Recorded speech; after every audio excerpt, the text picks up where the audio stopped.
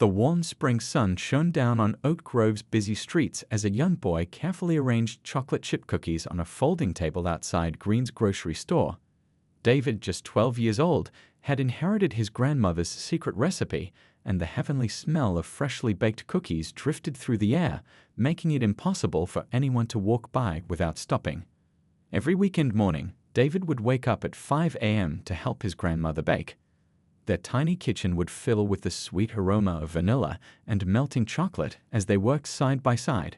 His grandmother, who everyone in the neighborhood called Nana Rose, had been teaching him to bake since he was tall enough to reach the counter while standing on a stool. "Remember, sweetheart," she'd always say, mixing the dough with practiced hands. "These cookies aren't just about sugar and flour. They're about love and dreams." She knew David was saving every penny from his cookie sales to buy a computer. He'd fallen in love with coding after a special class at school, and now he spent hours at the library using their old computers to learn everything he could about programming. The local customers had grown fond of the young boy's weekend cookie stand. Mrs. Chen from the flower shop always bought a dozen, saying they reminded her of the treats her mother used to make. Mr. Rodriguez, who owned the barbershop next door, would trade haircuts for cookies, always telling David, "You're going to be somebody special one day, kid." David kept his earnings in a clear jar at home, watching with pride as the pile of bills and coins grew higher each week. He'd stuck a picture of the computer he wanted on the jar, a sleek laptop that could handle coding programs. Every night before bed, he'd count his savings, calculate how much more he needed, and dream about the programs he would create. The cookie stand itself was a testament to David's dedication. He'd built it with his dad over several weekends, carefully painting it bright blue and adding a handmade sign that read "Nana's famous cookies, baked with love." He'd even created a special display case from an old glass cabinet his mom found at a yard sale, keeping the cookies fresh and tempting to passers-by. This particular Saturday started like any other. David had sold almost half of his stock before noon, carefully wrapping each cookie in wax paper before placing it in paper bags decorated with hand-drawn smiley faces. He kept his money in a small cash box his uncle had given him, meticulously counting change and thanking each customer with a bright smile. Little kids would press their faces against his display case, pointing at the biggest cookies while their parents smiled and reached for their wallets. David had even started taking special orders, keeping a small notebook where he wrote down requests for birthday parties and school events. The store owner, Mr. Green, would often come out to check on him, sometimes bringing him a cold lemonade on hot days. The morning crowd had brought all sorts of people to his stand. A young couple bought cookies for their picnic in the park. A group of joggers stopped for a post-run treat. An elderly man bought a bag full, saying they were for his grandchildren, but winking as he bit into one right there. David took pride in keeping everything perfectly organized. His cookies were arranged by size and type: classic chocolate chip, double chocolate, and his special rainbow sprinkle cookies that little kids loved. He'd learned to wrap them carefully so they wouldn't break, and he always included a little thank you note with larger orders. The local business owners had become his biggest supporters. They'd watch out for him, offer him water on hot days, and sometimes let him use their restrooms. To them, David wasn't just another kid with a cookie stand. He was part of their community, a young entrepreneur who reminded them of their own early days in business. As the morning went on, David checked his phone, where he kept track of his savings in a special app. He was getting closer to his goal, and each sale brought him nearer to his dream. He'd already learned some basic coding from free online courses at the library, and he couldn't wait to have his own computer to practice on. His grandmother's recipe had come from years of perfecting the right balance of ingredients. The cookies were crispy on the outside but soft and chewy in the middle, with chocolate chips that melted just right. David knew every step by heart now: the exact way to cream the butter and sugar, how long to chill the dough, and the precise moment to take them out of the oven. Would you like me to continue with the expansion of the subsequent parts of the story? I can maintain this same engaging, detailed style while keeping the language simple and the narrative flowing naturally. Everything changed when a police car slowly pulled up to the curb. Officer Wilson stepped out, adjusting his sunglasses as he looked at the cookie stand. He was known around Oak Grove, but not for good reasons. People would cross the street when they saw him coming, and mothers would hurry their children inside. There were stories about him, too many stories to ignore. The officer stood there for a moment, watching David serve a customer. His hand rested on his belt as he walked over, boots clicking against the sidewalk. The sound made David look up, and something in the officer's expression made his stomach tighten with worry. "What do you think you're doing here?" Officer Wilson's voice was cold, nothing like the friendly tone David was used to hearing from other police officers who sometimes bought his cookies. A few people stopped walking, watching the scene unfold with concerned expressions. David tried to keep his voice steady as he explained, "I'm selling cookies, sir. Mr. Green gave me permission to set up here." He reached for the written permission slip the store owner had given him, but Officer Wilson didn't even look at it. "You got a permit for this?" The officer's voice got louder, drawing more attention from passers-by. A small crowd began to gather, including Mrs. Chen from the flower shop, who had stepped outside when she noticed what was happening. I didn't know I needed one," David stammered, his hands starting to shake. He'd been selling cookies here for months, and no one had ever mentioned anything about a permit. Mr. Green had said it was fine as long as he kept the sidewalk clear and cleaned up afterward. Officer Wilson moved closer, towering over the cookie stand. "Can't have people running illegal businesses on the street. How do we know where these cookies even came from? Could be anything in them." He picked up a cookie and crumbled it in his hand, letting the pieces fall onto the clean tablecloth. Mrs. Chen stepped forward, her voice firm but polite. "Officer, this young man has been selling cookies here for months. Everyone knows him. There's no problem here." Other shopkeepers nodded in agreement, and someone in the growing crowd started recording with their phone. But Officer Wilson wasn't listening. He pushed the display case to the edge of the table, making it wobble dangerously. "Pack it up. Now, or we're going to have a serious problem." His hand moved to his handcuffs, the metal glinting in the sunlight. David's heart was pounding so hard he could barely hear the protests from the crowd. His hands trembled as he tried to pack up his cookies, but Officer Wilson kept getting closer, making it hard to concentrate. A cookie fell to the ground, and when David bent to pick it up, the officer grabbed his arm. "That's it. You're resisting." The words made no sense.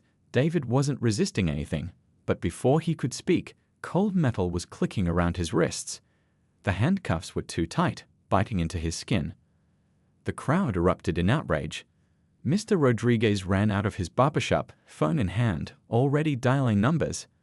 Mrs. Chen was recording everything, her usually quiet voice raised in protest. Someone shouted that they were calling the news. "He's just a child selling cookies." A woman's voice cut through the chaos. "What are you doing?" But Officer Wilson was already walking David to the police car, ignoring the pleas and angry shouts from the gathering crowd. Through his tears, David could see his carefully made cookie stand now partially destroyed.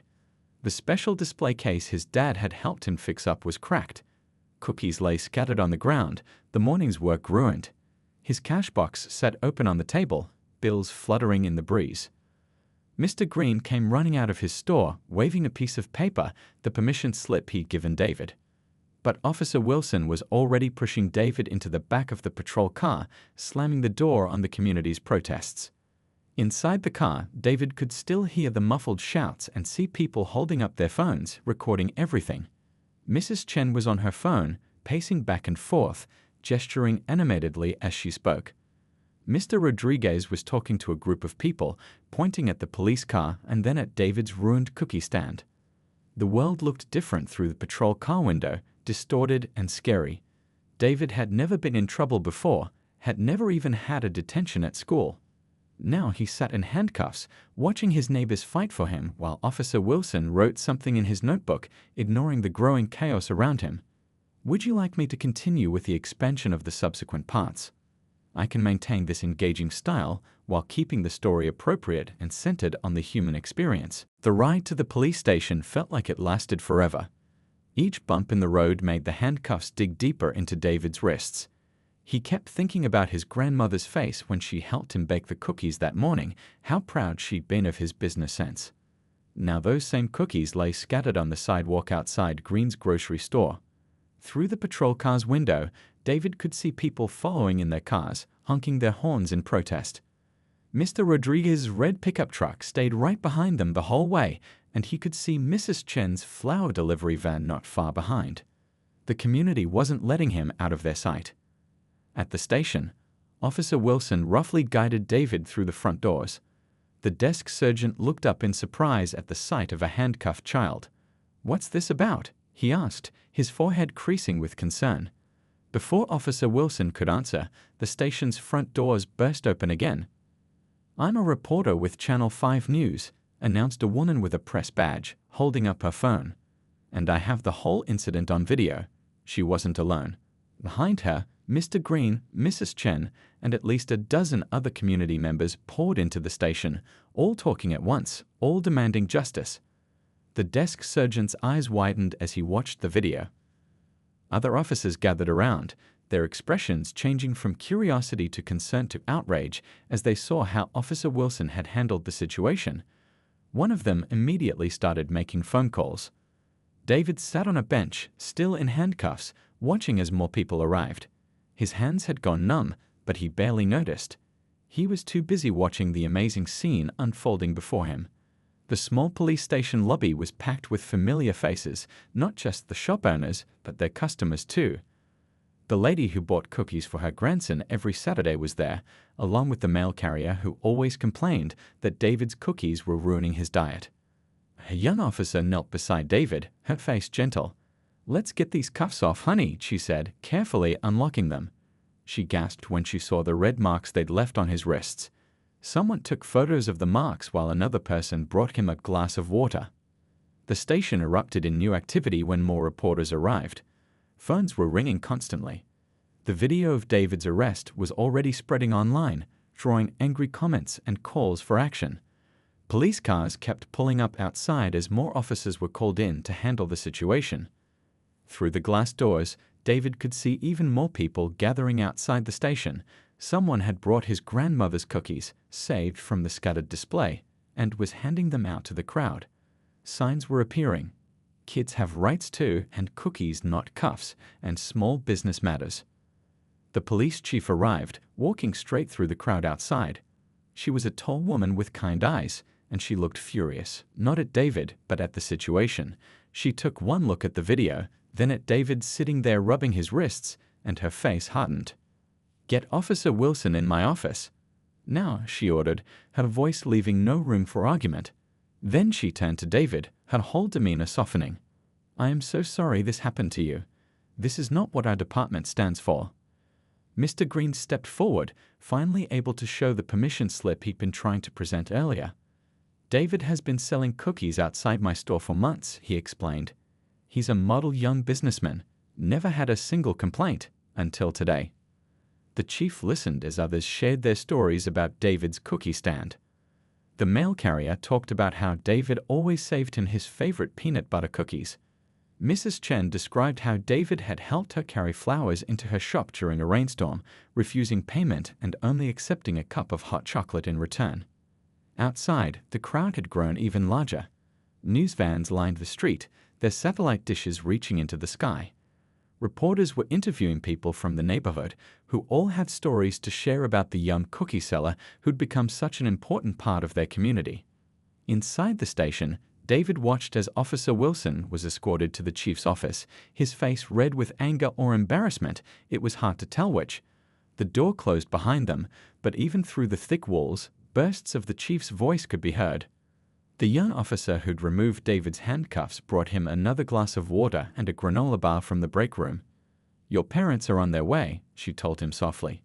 "And there's someone from the mayor's office coming too. You've got a lot of people in your corner, kid. Would you like me to continue with the expansion of the next parts? I'll maintain this level of detail and emotional engagement while keeping the story appropriate and focused on the community's response to injustice." Word spread through Oak Grove like wildfire. By sunset, the video of David's arrest had reached every corner of the city and beyond. People who had never even tasted his cookies were sharing the story, calling for change and demanding justice. The small police station could barely contain the crowd that had gathered outside. Local business owners closed their shops early to join the peaceful protest. Mr. Green's grocery store put up a huge sign in the window, "Standing with our cookie kid." The barbershop became a meeting point where people gathered to share their own stories of unfair treatment, writing them down for reporters who kept showing up with cameras and microphones. Inside her flower shop, Mrs. Chen had turned her counter into a command center. Her phone rang constantly as she coordinated with community leaders and civil rights organizations. She'd already collected over 100 written statements from customers who had bought cookies from David over the months, each one describing his politeness, his business sense, and his dreams of buying a computer. The mayor called an emergency press conference right there on the steps of the police station. She stood before the crowd, her voice strong and clear. "What happened today is not what our city stands for. We support young entrepreneurs. We encourage dreams. And we absolutely do not tolerate bias in our police force." Parents brought their children to join the gathering, many carrying homemade signs decorated with cookie drawings. A group of local kids set up a lemonade stand across from the station, donating all their earnings to David's computer fund. Someone started a fundraising page online, and within hours, donations were pouring in from across the country. Local tech companies took notice too. The CEO of a software development firm watched the video and immediately called the station. "We want to support this young man," she said, "not just with a computer, but with mentorship, coding classes, whatever he needs to pursue his dreams." The crowd outside the station grew more diverse as the afternoon wore on. Business owners stood shoulder to shoulder with students, teachers next to truck drivers, all united in their support. Someone brought a portable speaker, and soon music filled the air, turning the protest into something more like a community celebration of solidarity. David's grandmother arrived with fresh batches of cookies, distributed free to everyone at the protest. As she handed them out, she shared stories about her grandson's dedication, how he'd wake up early every weekend to help her bake, how carefully he'd written down the recipe, practicing until he could make them perfectly on his own. The local coffee shop owner wheeled out his cart, serving free coffee to the protesters. Food trucks showed up, offering discounted meals. The atmosphere was more like a street festival than a protest, though the serious message remained clear in every conversation, every sign, every shared story. Inside the station, the police chief was making good on her promises for immediate action. She'd called in officials from the Police Oversight Committee and was reviewing not just this incident, but Officer Wilson's entire history with the department. Every complaint ever filed against him was spread across her desk as she worked late into the evening. Social media exploded with support. #Cookies Notecuffs became the top trending topic. People shared their own stories of young entrepreneurship, of community support, of standing up against injustice. A famous chef tweeted his support, offering to feature David's cookies on his cooking show. Local teachers used the incident as a learning opportunity, leading discussions about civil rights, community action, and the importance of standing up for what's right. Students in the high school business club started planning a young entrepreneurs fair in David's honor. The protest remained peaceful but powerful. As evening approached, people lit candles, their gentle light reflecting the quiet determination of a community united in purpose. Someone started singing, and others joined in, their voices rising in harmony as news cameras captured the scene.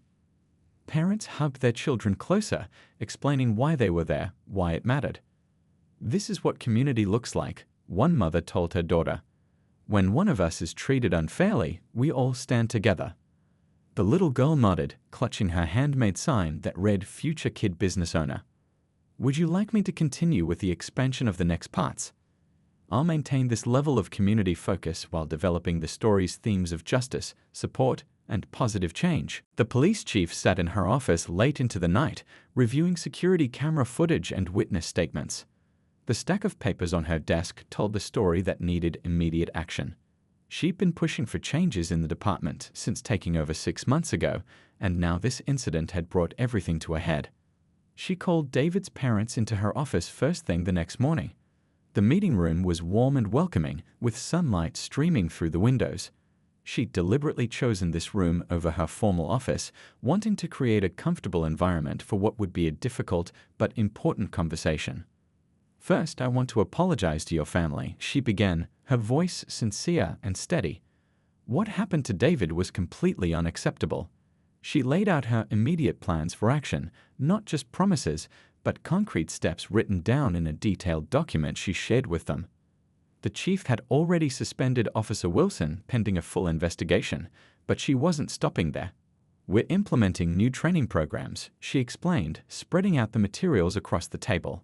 "Not just about bias, but about community engagement, youth interaction, and supporting local businesses." David sat between his parents, still nervous but feeling stronger with them beside him. The chief spoke directly to him, not over him or around him like some adults did.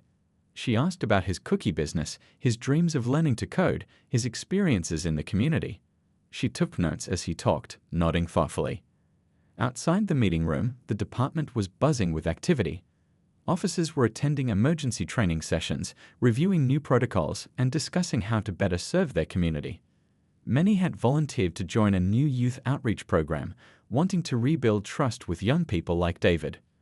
The chief had brought in community leaders to help reshape the department's approach.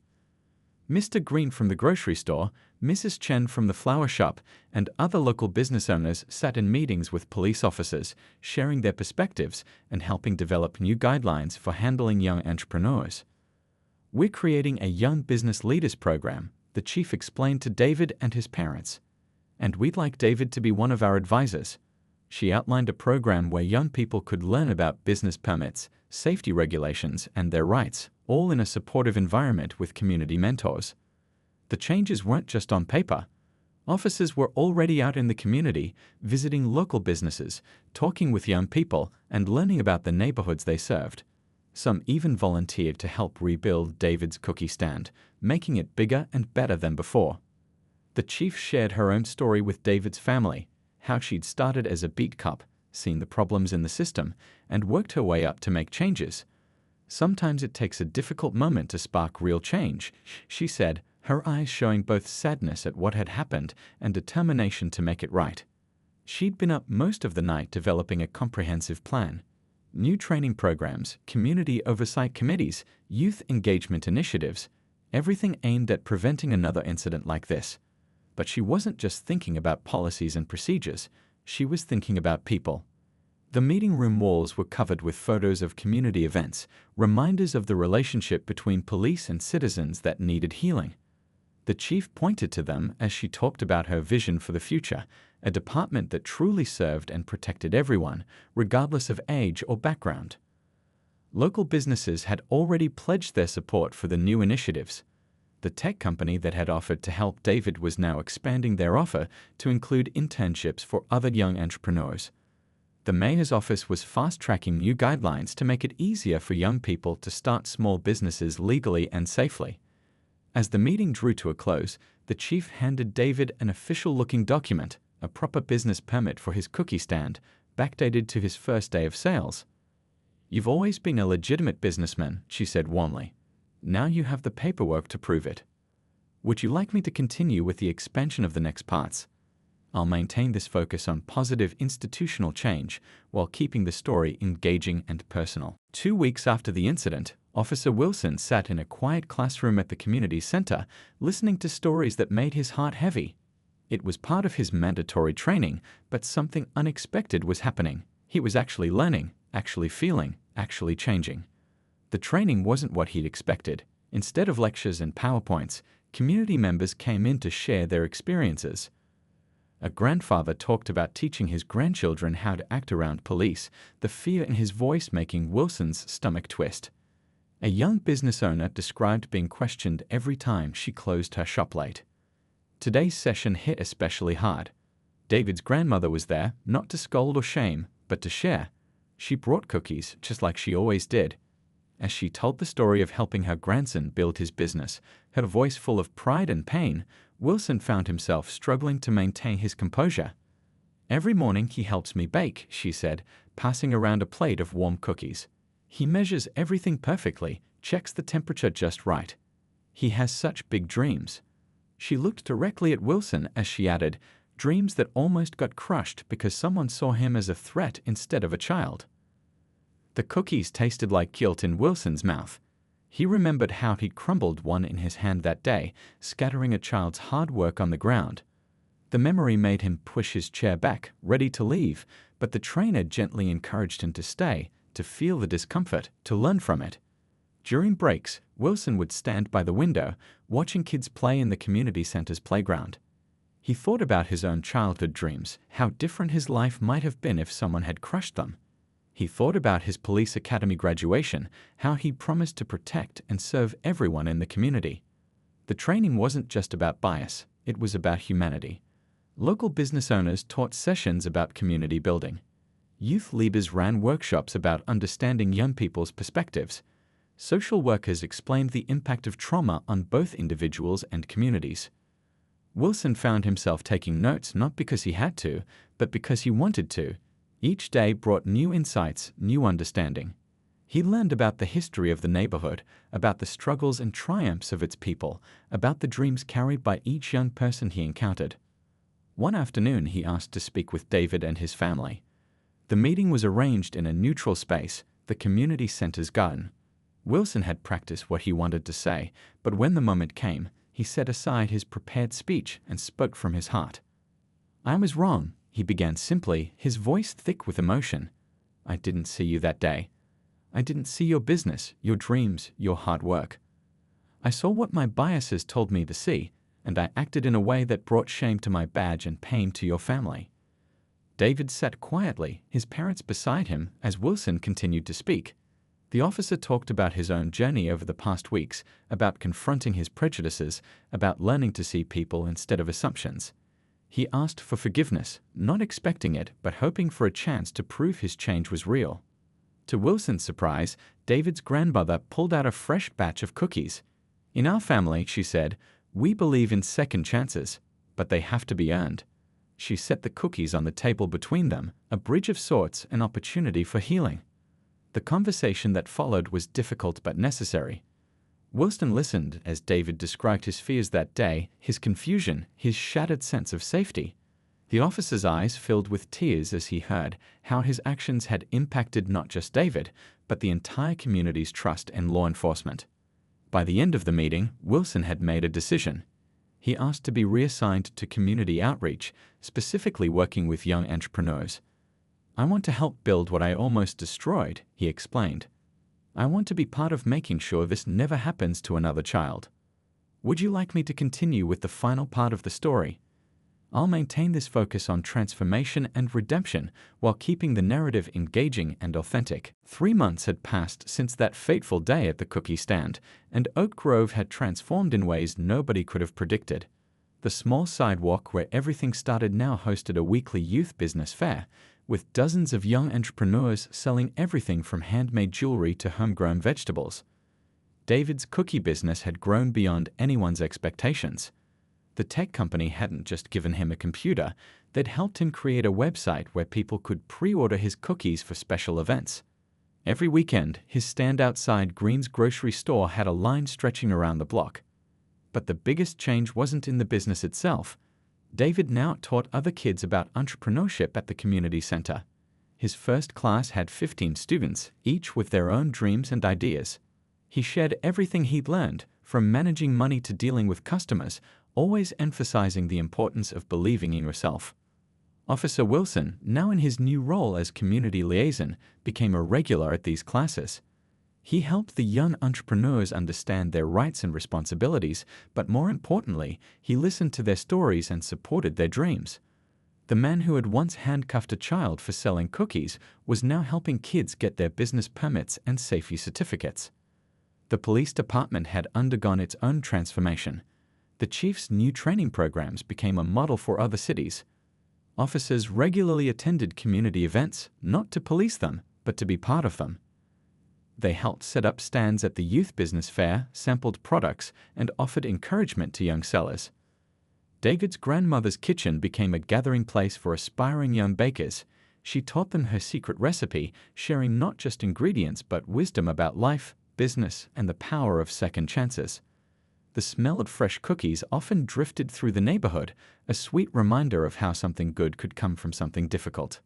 The tech company expanded their mentorship program. Every month, they hosted coding workshops where kids could learn basic programming skills.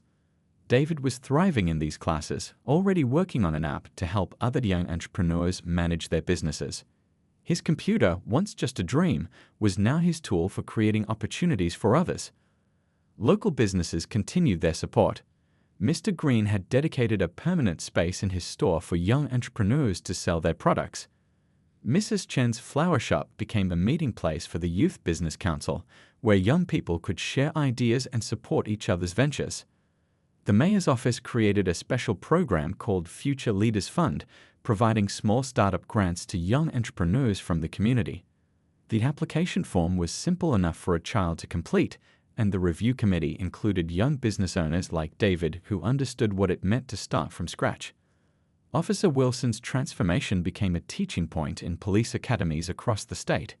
He spoke openly about his journey, about confronting his biases, about learning to see people as people. His story, alongside David's, showed that change was possible when people were willing to learn and grow. The media attention had faded, but the impact remained.